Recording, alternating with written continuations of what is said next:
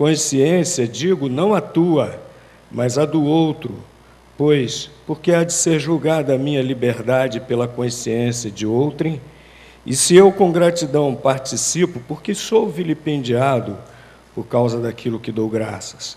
Portanto, quer comais, quer bebais, ou façais qualquer outra coisa, fazei tudo para a glória de Deus. Não vos torneis causa de tropeço, nem a judeus, nem a gregos, nem a igreja de Deus.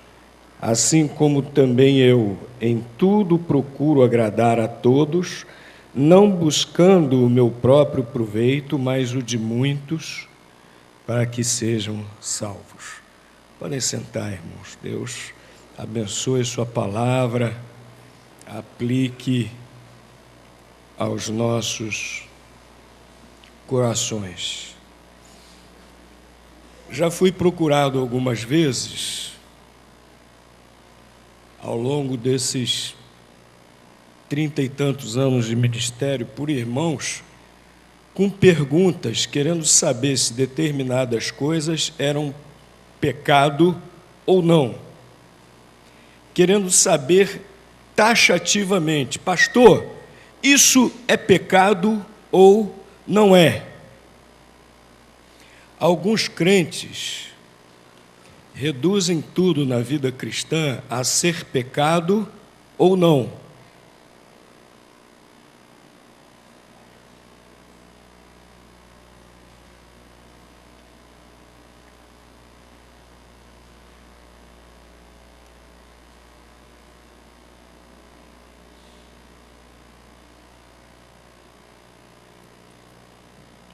Querem saber o limite exato do que é pecado ou não é, para andar no limite, quase caindo na beirinha, no abismo. Isso reflete imaturidade. Reflete imaturidade. O crente em Cristo, ele está mais preocupado se determinadas coisas edificam ou não. Sua maior preocupação é essa. Não é se algo é pecado ou não. Ah, não é pecado? Beleza, então posso mandar ver. Não, o pensamento do crente não é esse. O pensamento do crente é: isso vai trazer edificação ou não vai trazer. É isso que é o mais importante. Apóstolo Paulo deixa isso muito claro nesse texto aqui da Palavra de Deus que nós acabamos de ler. Ele fala sobre a liberdade cristã. É interessante que tem muita gente que pega a primeira parte do versículo 23, né? Todas as coisas me são lícitas, e param aí. Tem muito crente que pega essa primeira parte, todas as coisas me são lícitas. Para aí. O crente pode fazer de tudo. Eu posso fazer de tudo. Uma coisa é se a gente pode, outra coisa é se a gente deve fazer. São coisas diferentes, né?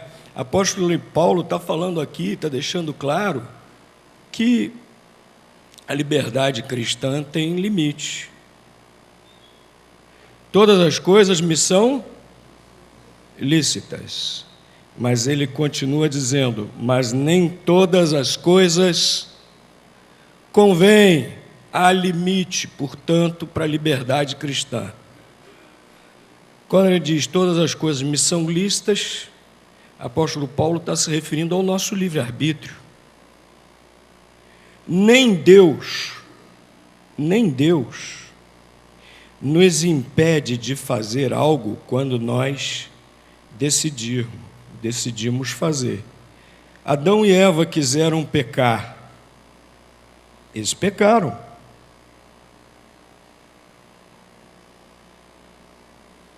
Ninguém pode dizer assim: eu fiz isso porque Deus não impediu. Ninguém pode dizer isso. Deus respeita o nosso livre-arbítrio, a nossa liberdade de escolha. Todos nós temos liberdade de escolha. Todos nós tomamos decisões a todos os momentos, né? Todos os dias, todos os instantes, nós tomamos decisões sobre o que vamos fazer, o que vamos, quais atitudes vamos tomar, quais as nossas escolhas. Estamos tomando decisões o tempo todo. Todas as coisas me são lícitas, eu posso escolher qualquer coisa. O mundo me apresenta aí um bocado de coisa na minha frente. Tudo me é lícito, eu posso escolher o que eu bem entender. Mas nem todas as coisas me convêm. Eu tenho liberdade para escolher o que eu bem entender. Mas como servo de Cristo, nem todas as coisas convêm. Há, então, um limite para a minha liberdade. E qual é o parâmetro?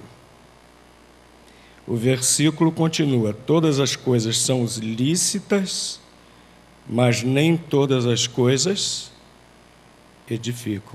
O limite da liberdade cristã, portanto, é esse. É a nossa edificação. Aquilo que não edifica, vejam que a coisa é muito mais restrita do que se é pecado ou não.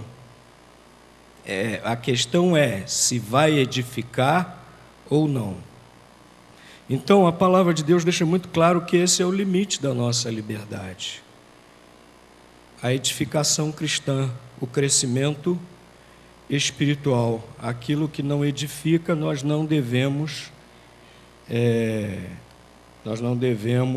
escolher. Nós devemos usar a nossa liberdade somente para escolher o que edifica. Nós não devemos usar a nossa liberdade para dar lugar aos nossos desejos pecaminosos. Nós não devemos usar a nossa liberdade para dar lugar à nossa concupiscência carnal, de maneira alguma. Mas nós somos livres para fazermos escolhas que nos edifiquem, conforme nós acabamos de ver aqui no versículo 1. Somos livres para fazermos escolhas que nos edifiquem, né? Está aqui os limites. Pá.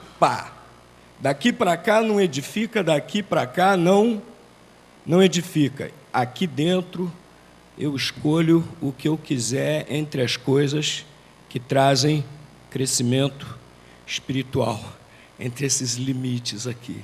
Eu sou livre para escolher, o irmão é livre para escolher, nós somos livres para escolher somente as coisas que nos edificam. Cristo nos libertou do pecado, meus irmãos, para escolhermos somente aquilo que edifica.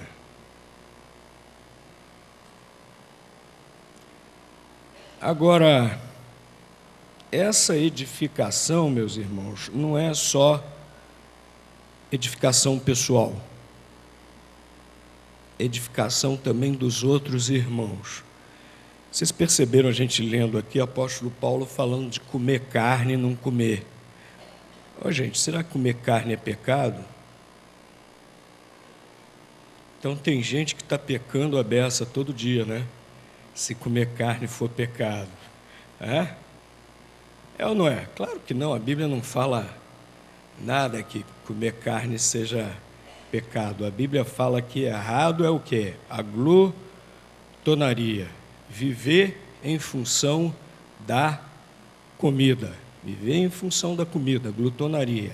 A Bíblia diz que isso sim é errado, é pecaminoso, né? Mas comer carne não tem nada demais. O apóstolo Paulo está falando aqui de comer, não comer carne. Ele está falando aqui em relação àquela época, algo que acontecia, civilização pagã. Toda a carne à venda era de animais que haviam sido dedicados, sacrificados a ídolos. Raramente um animal era abatido sem ter sido abatido no momento do abate em dedicação a algum algum ídolo. Aí o que havia? Alguns crentes achavam que era errado comer carne. Por quê? Porque era um vínculo, era uma ligação com a idolatria. Assim pensavam eles. Apóstolo Paulo está dizendo aqui que não tem nada, não havia nada demais, que era algo criado por Deus e que ele podia se alimentar. Mas o apóstolo Paulo diz que não deveria ferir a consciência do outro irmão que assim pensava, né? Ele diz aqui no final desse texto,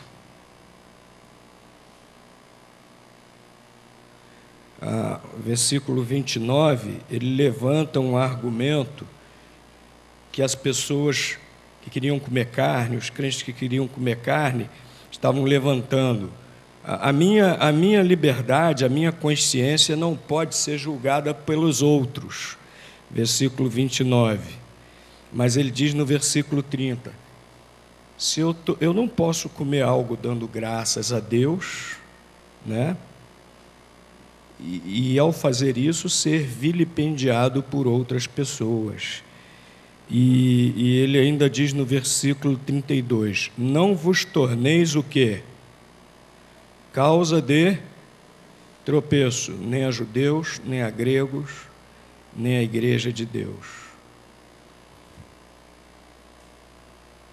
Então, por amor àqueles crentes que queriam tropeçar na fé, iam se escandalizar, iam fraquejar na fé, por causa de comer carne, era melhor não comer carne, embora não tivesse nada demais. Então o apóstolo Paulo está mostrando aqui que nós devemos buscar não somente a nossa própria edificação, nosso próprio crescimento espiritual, mas o crescimento espiritual dos outros também. Nós não podemos fazer nada que vá atrapalhar o crescimento espiritual do irmão. E às vezes a gente está nem dando bola para isso, né? Às vezes a gente está nem ligando para nada disso. Eu faço o que eu quero, pronto, e acabou. Não é assim com o crente, não. Nós estamos vivendo dias de muito individualismo. O individualismo cada vez mais exacerbado. As pessoas hoje vivem cada vez mais em função de si mesmas. O egocentrismo, o individualismo é cada vez maior. E isso se reflete também na igreja. A Bíblia diz que igreja é corpo de Cristo e nós somos membros uns dos outros. Mas os crentes não querem mais viver assim.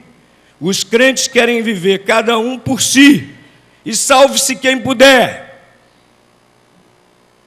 E não pensam uns nos outros, e só querem fazer o que bem entendem, pronto, acabou.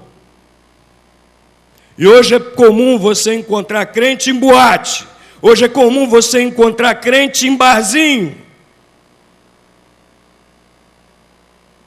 Hoje é comum você encontrar crente falando palavrão.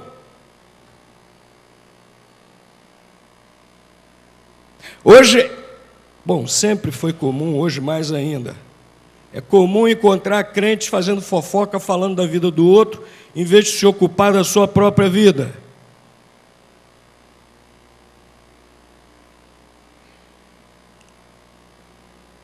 Hoje é cada vez mais comum o crente ter aquela bebida dentro de casa. Eu estava no seminário, tinha um amigo meu que me chamou para a casa dele para a gente fazer trabalhos lá do seminário. Quando eu cheguei lá, a gente terminou de lanchar, ele abriu o bar dele, aceita uma bebidinha?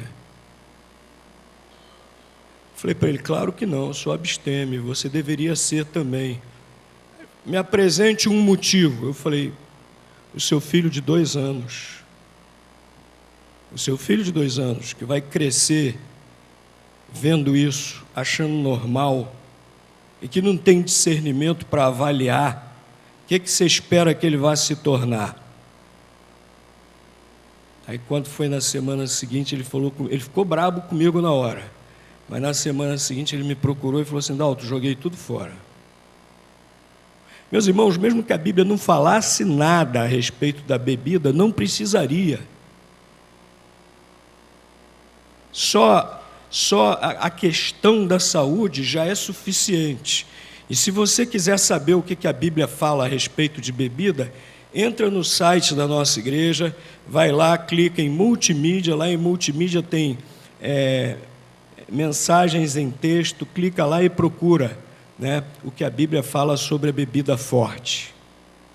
Está lá um bocado de texto bíblico, aparentemente favoráveis e os contrários também.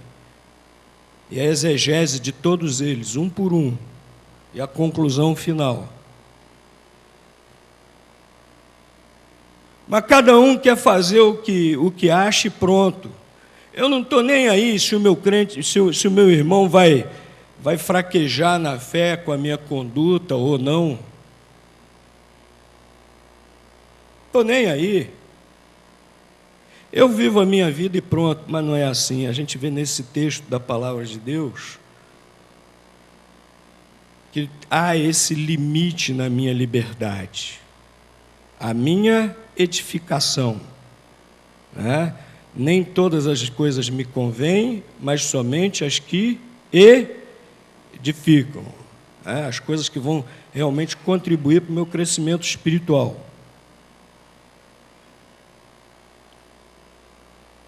Mas o apóstolo Paulo deixa muito claro também que a gente tem que levar em conta os outros irmãos.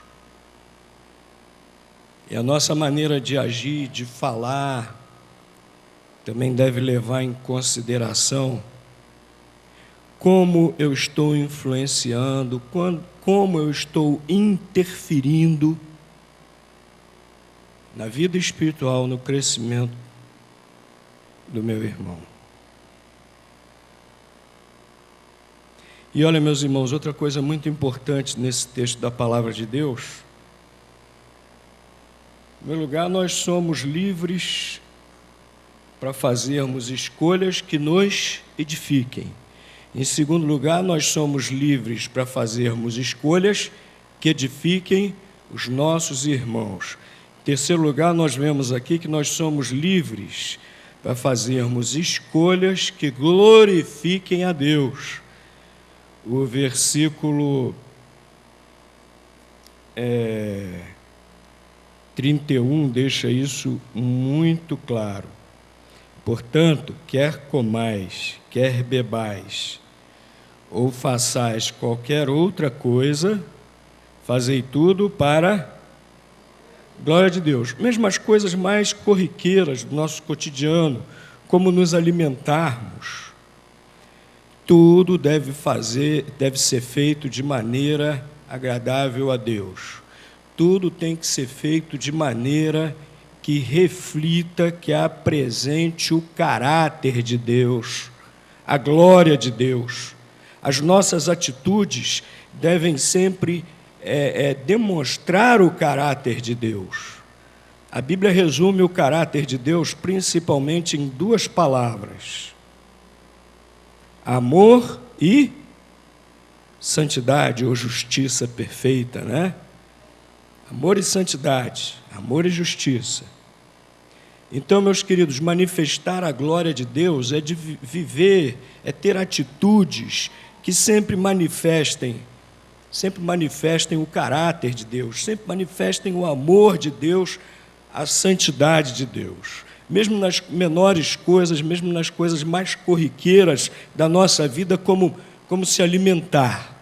Tudo na nossa vida deve manifestar essa glória de Deus. Todas as nossas escolhas devem manifestar a glória de Deus. Há um livro que era muito lido entre os evangélicos, Em Seus Passos, o que faria Jesus. Quantos irmãos já leram? Que bom, quantos irmãos já leram? Quem não leu, esse livro Esse livro não foi reeditado. Infelizmente, os livros bons a Juerp nunca mais reeditou. Juerp ficou lançando uns bagulhos aí. E livros bons não são reeditados pela Convenção Batista Brasileira. Mas procura na internet, você vai achar lá em PDF para baixar e ler. Em Seus Passos, o que faria Jesus. É um romance evangélico que fala de uma irmã que em tudo ela pensava assim: em meu lugar, o que Jesus ia escolher? Em meu lugar, que atitude Jesus iria tomar? Porque aquela irmã em tudo queria refletir o caráter de Deus. Aquela irmã em tudo queria manifestar a glória de Deus. Meus irmãos, é assim que nós devemos ser. Nós temos liberdade para escolher as coisas que manifestam a glória de Deus. Está aí os limites da liberdade do crente. Está aí os parâmetros da liberdade do crente. O que ele vai escolher? O que edifica, o que manifesta a glória de Deus para as outras pessoas. E, meus irmãos, nós acabamos de estudar o Evangelho de João, e um dos textos, um dos versículos da primeira epístola de João, diz que os mandamentos de Jesus não são pesados. Então, meus irmãos, fazermos essas escolhas não são pesadas para nós, não.